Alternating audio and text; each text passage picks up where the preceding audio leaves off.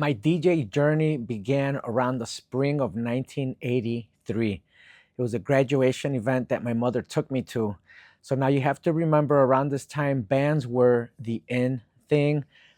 They would hire them, they would play all the music that was requested or whatever the case was. Maybe they were all playing the same sets, I don't know.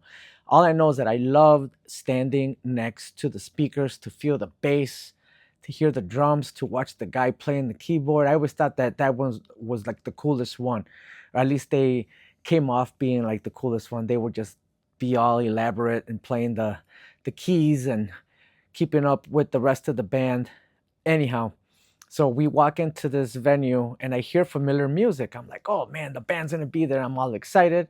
I walk in and there's a guy in the middle of the room, two big speakers, a carpeted flight case with the turntables and the long mixer in the middle, case of records in the back, and he's playing music. I could not understand what was going on. I was looking for the band and never really saw any of that in person. Maybe there might have been the movies. I would see the um, replay of Saturday Night Fever, the DJ booth, and this and that, but never in my life would I think that somebody would carry their speakers, their turntables, let alone their records to events. Anyhow, we were there. He was playing music. There was a variety. I was still feeling the bass. I was still enjoying myself. It was a good time. And here comes the kicker. Around this time, the song She Blinded Me with Science was a big hit. And the guy played it, and there's a particular part of the song. I might have told the stories a million times already, but there's a part of the song where the keyboard kicks in and people just collectively lost it on the dance floor. I just looked and they were just doing these moves and they were just having the time of their lives.